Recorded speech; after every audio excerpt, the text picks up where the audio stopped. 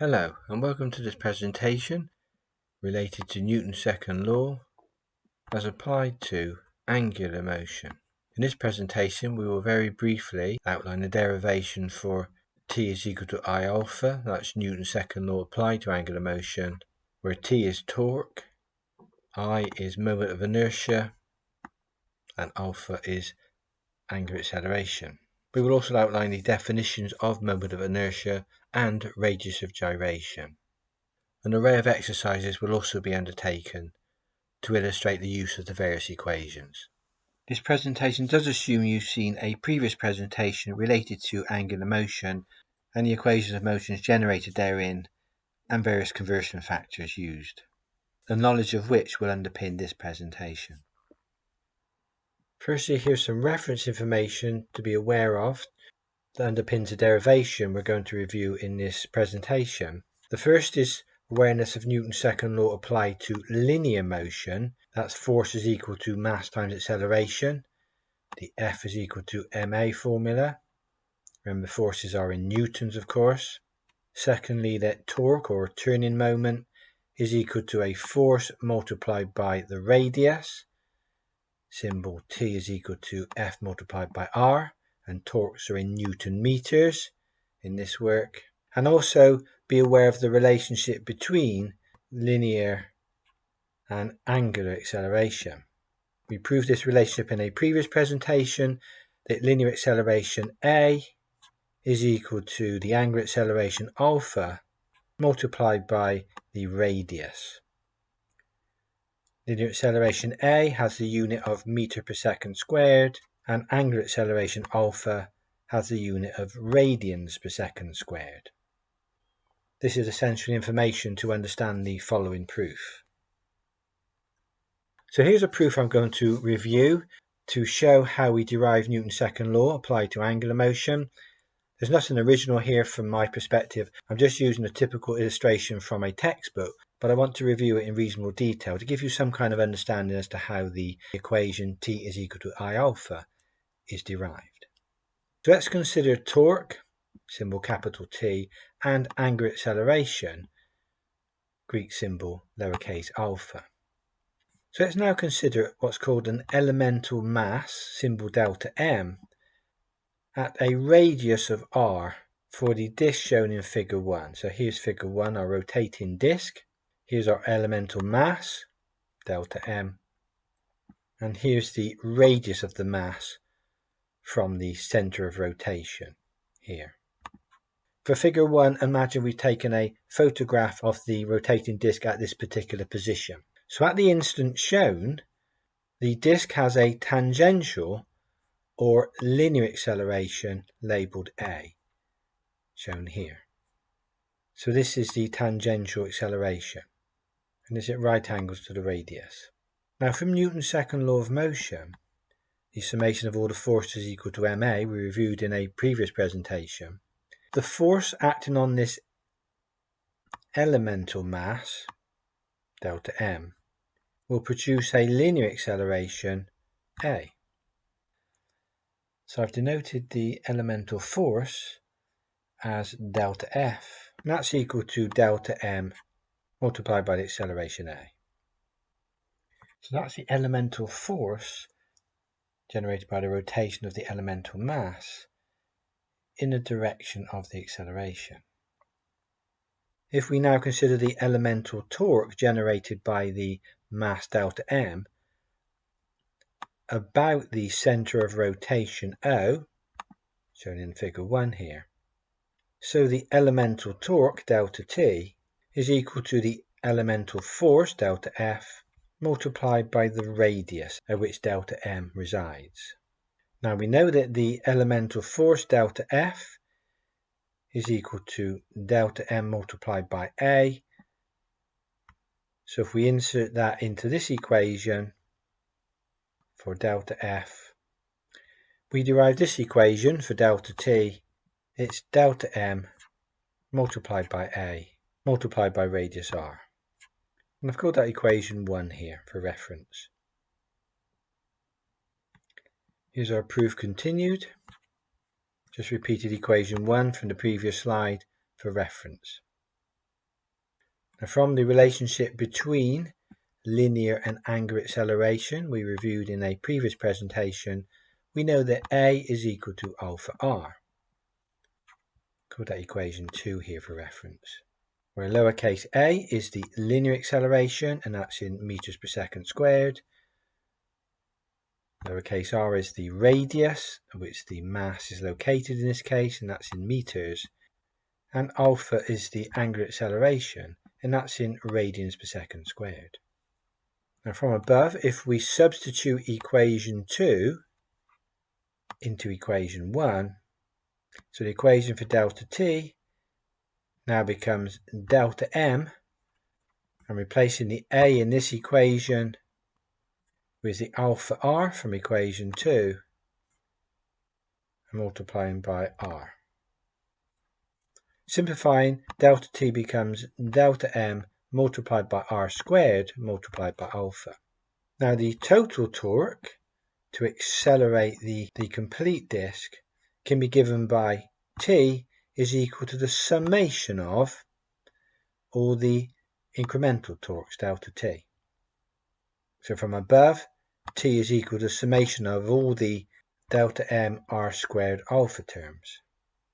And note that the term summation of delta m r squared in the equation, this term here, is usually referred to as the mass moment of inertia, or simply the moment of inertia. It's given the symbol I in most textbooks. And that's the moment of inertia for the body about the center of rotation, this location here. So in other words, we can now state that torque, T, is equal to the moment of inertia, symbol I, multiplied by the angular acceleration, symbol alpha.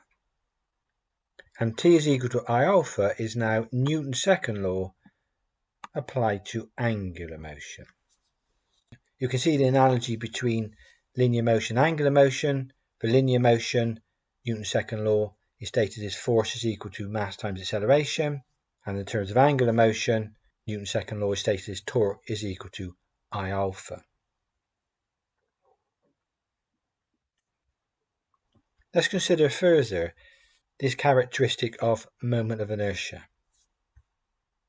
What you'll find when you're analysing rotating masses is that the moment of inertia and the radius of gyration are very important characteristics that often need to be determined to solve dynamics problems. So I'm going to outline here a characteristic called the radius of gyration, usually symbol lowercase k in most textbooks. It's often convenient to consider the total mass of a rotating body as being concentrated at a fixed distance from the axis of rotation. This assumption is valid provided the moment of inertia of the body about the axis of rotation is the same. So it's essentially a prismatic section. The radius of gyration k of a rotating body is defined as follows. The distance from the axis of rotation at which the total mass of the body may be considered to be concentrated so that the moment of inertia, symbol I, of the body about the axis of rotation remains the same. So that definition can be written in symbol form as moment of inertia I is equal to the mass multiplied by the radius of gyration squared. So I is equal to mk squared.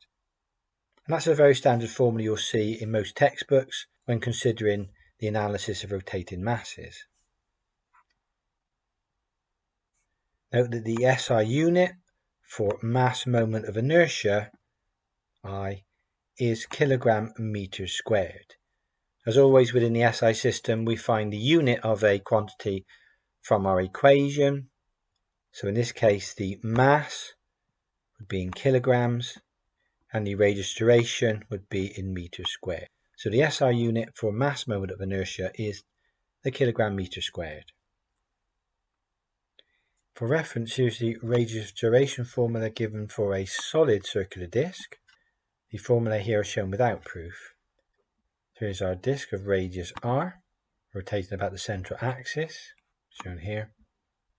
And it can be derived that the radius of gyration squared, k squared, is equal to the outer radius squared divided by 2, or in terms of diameter, k squared is equal to d squared upon 8. Again, those equations are shown without proof. So that was for a solid disc. If we now consider the radius of gyration for the rim of a flywheel, this is a hollow circular disc. So from our geometry here we have inside radius lowercase r, outside radius uppercase r for the hollow section. Again, we're rotating about axis OO here. This time the formula can be shown to be k squared equals to the outside radius squared added to the inside radius squared, or divided by 2. Or in terms of diameter, inside diameter lowercase d, outside diameter uppercase d. This time the formula is k squared is equal to outside diameter squared added to the inside diameter squared, or divided by 8. So again, two formulae, one in terms of radius and one in terms of diameter. We use whichever one is convenient for the information given in the question. One very important consideration is that we always use meters, not millimeters, when analysing dynamic problems. That's very important. This is purely for reference. Here are some mass moments of inertia for simple shapes extracted from a reference source. So table 1 lists the moments of inertia, sometimes referred to as the second moments of mass, and also the radius of gyration for an array of typical sections. Notice there are two axes used here, axis AA, shown here for the hoop section, axis BB, shown here. And again, you can see the notation use I is equal to, in this case, mr squared, k is equal to r squared. This is for a circular hoop section.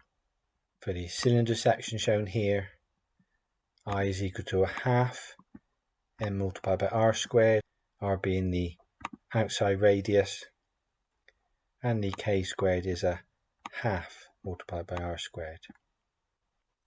And so it goes on, different sections shown here.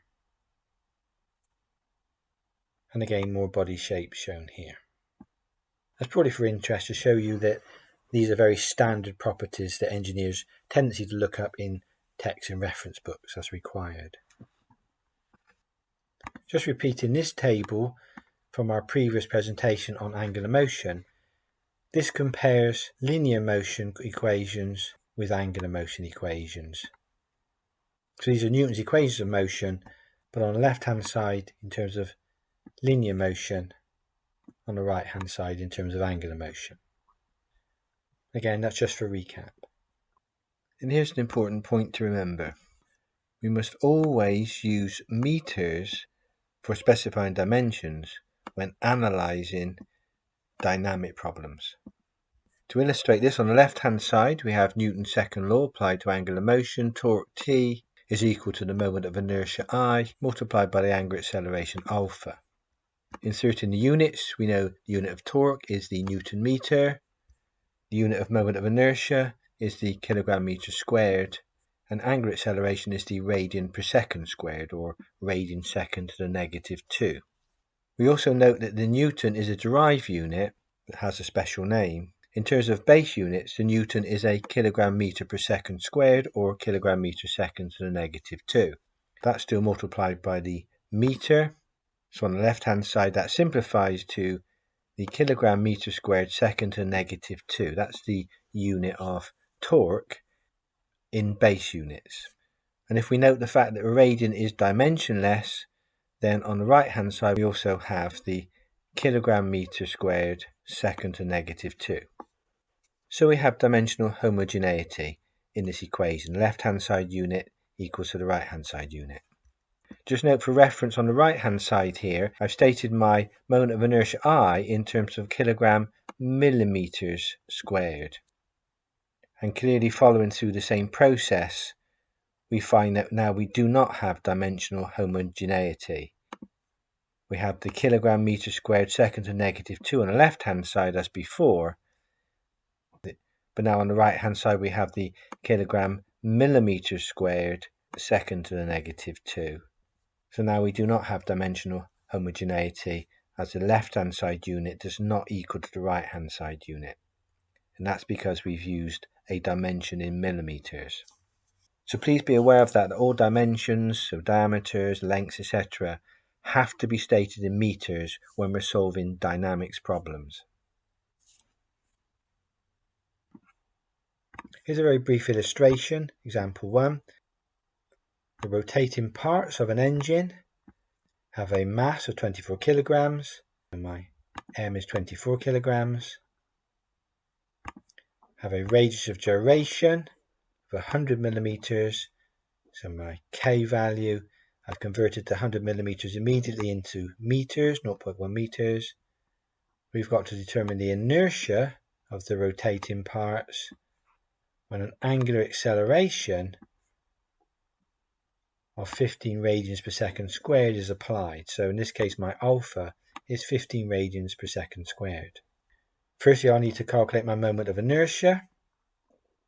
So we know inertia I is mk squared.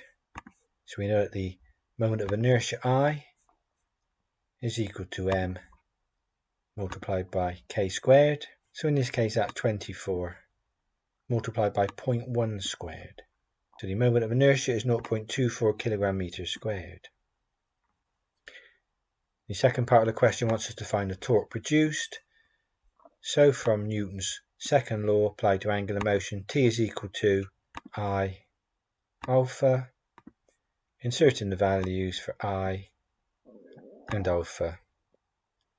The torque generated is 3.6 Newton meters. Here are some exercises. Exercise 1. An experimental solid disc flywheel has a mass of 120 kilograms and an outside diameter of 300 millimeters.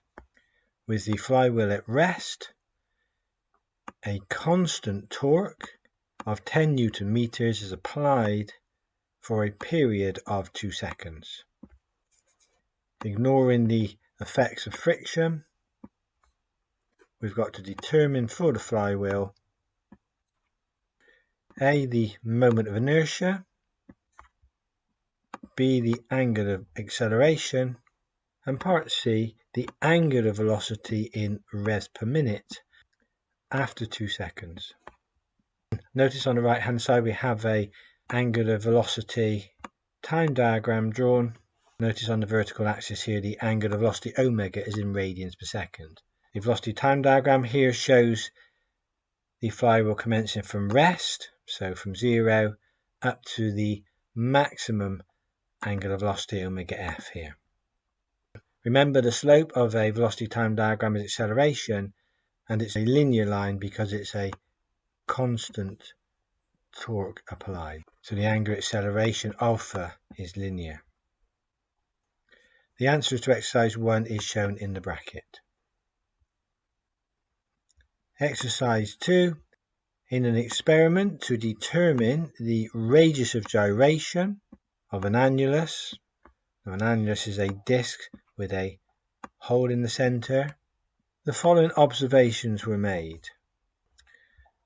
An applied torque of 6,000 Newton millimeters. The angular acceleration is 9.2 radians per second squared. And the mass of the annulus was 15 kilograms. We've got to calculate the radius of gyration. And if the outside diameter is 550 millimeters, we've got to calculate the inside diameter of the annulus. Again, the answers are shown in the bracket here.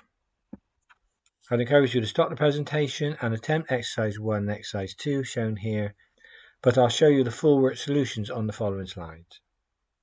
If it helps at all in solving these problems, I've listed here the various formulae we've outlined in the presentation so far. We have T is equal to I alpha, We have I equals mk squared. We have the radius of duration squared for a solid disk outside diameter capital D. We have the radius of duration squared for a hollow disk outside diameter capital D, inside diameter lowercase d. And I've also included the angular motion equations from our previous presentation on angular motion.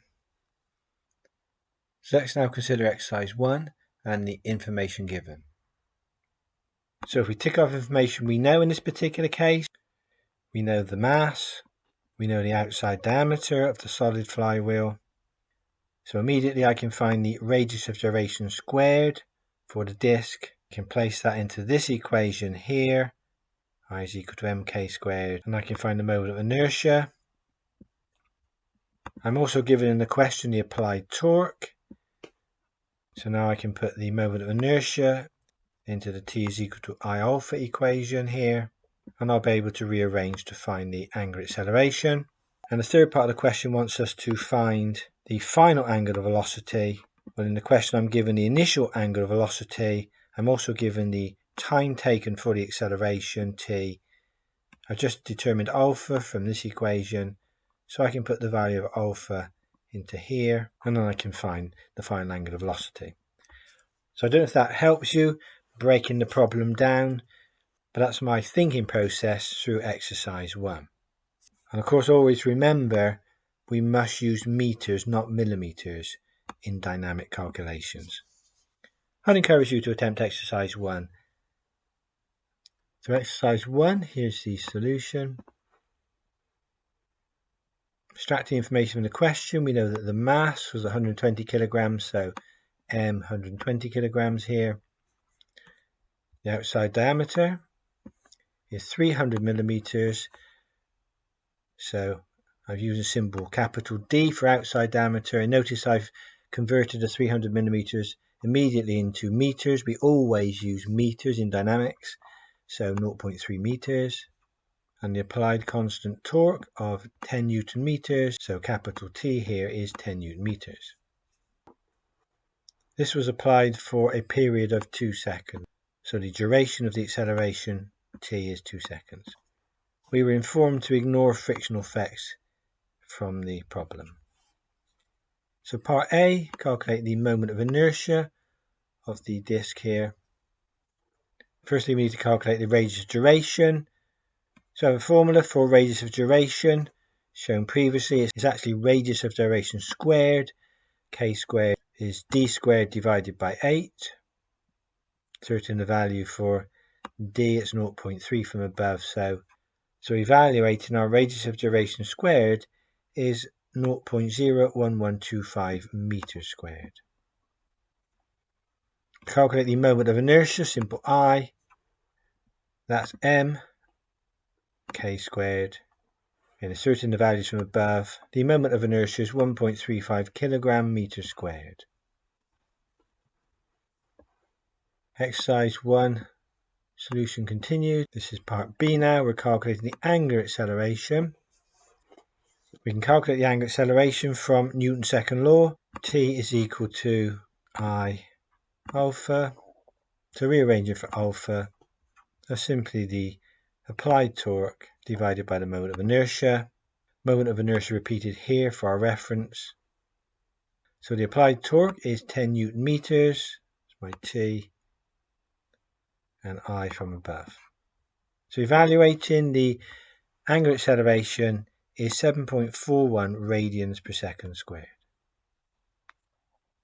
Exercise 1, solution continued. This is now part C. We're finding the angular velocity after 2 seconds. So from our angular velocity time diagram, we're finding omega f at the height of the diagram. Here we're going to use an equation of motion.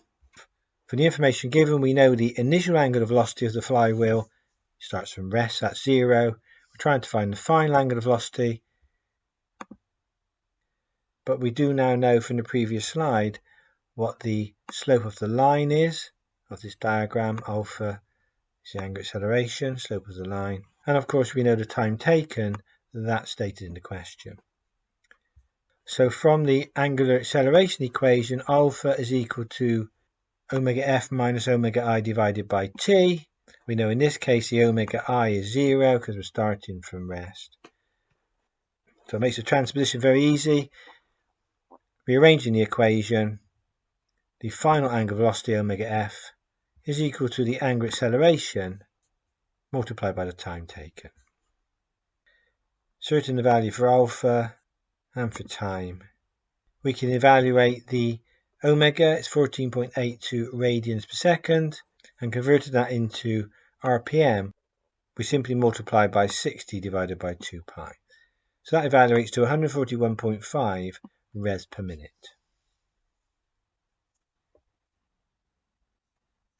Let's consider our thought process to solve exercise 2. The question wants us to find the radius of gyration, so that's k, and also the inside diameter of the annulus, that's lowercase d. What are we given in the question?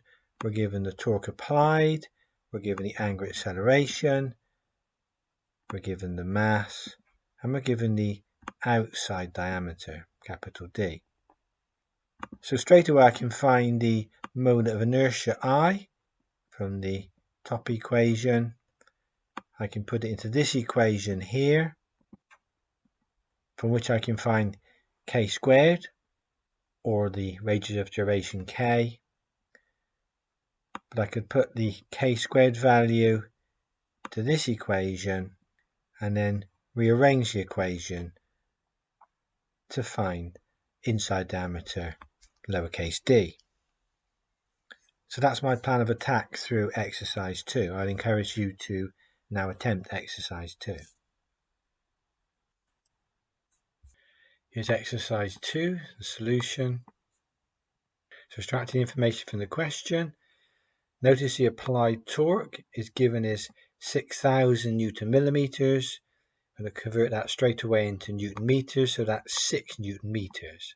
If you're unsure about the conversion there, you could always use a unity bracket, but basically it's dividing by 1,000 to convert from Newton millimeters to Newton meters. The angular acceleration is stated in the question. It's 9.2 radians per second squared, so that's my alpha value here. The mass of the annulus is 15 kilograms, so m is 15 kilograms. We've got to calculate the radius of gyration in this particular case. So that's the k value we're after. And we're also given the outside diameter, 550 millimeters, so that's my uppercase D again. Straight away converting that into meters, so the outside diameter is 0.55 meters. And we've got to calculate the inside diameter of the annulus, so later on we've got to calculate the lowercase d here. Exercise 2, solution continued. So I stated part A here as to calculating the radius of gyration, symbol k. From knowing the torque is equal to the I, moment of inertia, multiplied by the angular acceleration alpha, we can rearrange for the moment of inertia, simply t divided by alpha, inserting the values for t and alpha. The moment of inertia is 0.6522 kilogram meters squared. We also know that I is equal to m multiplied by the radius of gyration squared. So rearranging, k squared is equal to I divided by m. Again, inserting the values from above, we can evaluate k squared, and of course k is simply the square root of that value, so 0.2085 meters, or if you want it in millimeters, approximately 209 millimeters. Exercise 2, solution continued. Well, I've turned to be part B here, calculating the internal diameter, lowercase d, so this diameter here. We're going to use the equation for radius of gyration. So from k squared equals to the outside diameter squared plus the inside diameter squared, all divided by 8. And now rearrange the equation to find the diameter. So firstly multiply both sides by 8. Just turn the equation around on the next line and subtracting the outside diameter squared from both sides of the equation. I've then inserted the values for k squared from the previous slide and the outside diameter squared here. And following the working through, we find that the inside diameter is 0.213 meters or 213 millimeters. Here's exercise 3, an aluminium alloy cylinder, 500 millimeters outside diameter, 150 millimeters wall thickness, is set in rotation about its axes. The cylinder has a length of 1.1 meters and the material density is 2,700 kilograms per meter cubed. We're asked to determine the torque required to produce an angular acceleration of 0.5 radians per second squared. Hint in the question that density is equal to mass divided by volume. The answer for torque required is shown in the bracket here. And exercise 4, a rotating table of a vertical boring machine has a mass of 0.69 ton. The radius of gyration is 70 centimeters. We've got to calculate the torque required to accelerate the table from rest to 60 RPM, and that's in 3 complete revolutions. Again, we got some hints in the question that 1 revolution is 2 pi radians, and to convert from RPM into radians per second, we've got to multiply by 2 pi upon 60. The torque required is shown in the bracket here. I'd encourage you to start the presentation and attempt these questions, trying to think through how to solve the problems from the previous formulae we've used in this presentation. The full work solutions are shown on later slides. Just be careful in exercise 3. A very common mistake students make is when they're given in the question the outside diameter and they're given the wall thickness, they often calculate the wrong internal diameter, d, because they forget to find the internal diameter, lowercase d. It's the outside diameter minus twice the thickness, because we have the thickness t here, but of course we also have thickness t here. So it's the outside diameter take away twice t. In exercise 3, we're asked to calculate the torque required. So in the question, we're given the outside diameter of the cylinder, capital D, shown on this sketch here. We're also given the wall thickness of the cylinder, so that will allow us to calculate the inside diameter of the cylinder, lowercase d. So we'll have both of the d's in this equation. We're also given the angular acceleration, alpha. So our initial problem here will be trying to find the moment of inertia I. We can calculate the radius of gyration squared from this equation, and we can put it into this equation for k squared. But now we have 2 unknowns. We have the I value that we're trying to find, and also the mass. But the question does also give us the length of the vessel and also the density of the material. So from a previous presentation relating to calculating volumes and masses, we have a formula for calculating the volume of a hollow section cylinder, shown here, and knowing the density, we'll be able to find the mass. So I'm going to let you think about how to do that, but basically we'll be able to find the mass from the geometrical and material property information given, and then we'll be able to find the moment of inertia, and from there we can find the torque required. So again, there's my thinking steps through the process. I now encourage you to attempt exercise 3 and see if you can find the torque required. Again, as always, use meters. So here's exercise 3 solution. I'm going to let you work through this at your own pace. Just note here this equation mentioned on the previous slide to calculate the inside diameter d is the outside diameter minus twice the thickness. Because we're given the mass density in the question, we need to calculate the volume of the cylinder. This is a prismatic section, so this is the formula for working out the volume. It's basically the area of the end of the cylinder shown here, multiplied by the length of the cylinder. So we can work out a volume from the geometry given. Just note that the inside diameter calculates to be 0.2 meters here, so that's the inside diameter calculated. So we can evaluate the volume in meters cubed here. Exercise 3, solution continued.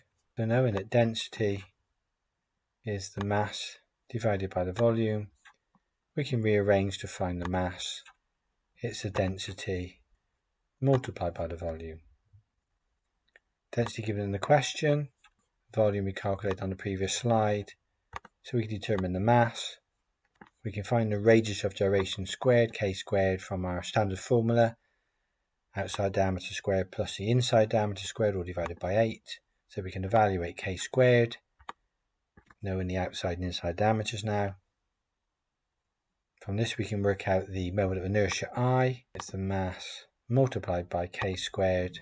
So we can evaluate I from the mass and the radius of gyration squared stated above. So we now have the moment of inertia. We have everything we need now to find the torque. So exercise 3, solution continued here. We're given in the question the angular acceleration required is 0.5 radians per second squared. So my alpha value is given. So from Newton's second law applied to angular motion, T is equal to I alpha. Inserting the values, the I from the previous slide, alpha from the question, we can evaluate the torque required, 8.88 Newton meters. Finally, exercise 4 solution. This is our rotating table of a vertical boring machine. In this case, we're told that the mass of the rotating table is 0.69 tons, so be careful with that. The M in this case is 690 kilograms. The radius of gyration is stated as 70 centimeters. Again, be careful, that means K is equal to 0.7 meters. Initial angular velocity starts from rest, so that will be 0. Final angular velocity is given in terms of RPM, it's 60 RPM, so I've converted here into radians per second. And also be careful that the angular displacement theta is given as 3 complete revolutions in the question, so that's 3 revolutions. Multiply that by 2 pi to get the angular displacement in terms of radians, of course. Given the above information, we can now calculate the moment of inertia I from mk squared. So the I value is calculated here. And exercise 4, solution continued. I'm using the equation of motion here, shown on our previous slides. Rearranging the equation to find alpha. So alpha calculates to be 1.047 radians per second squared. And again, from Newton's second law, T is equal to I alpha. We can evaluate the torque required, which is 354 Newton meters. Here's the bibliography used to help generate this short presentation, and I hope this has been of interest to you, and thank you for viewing.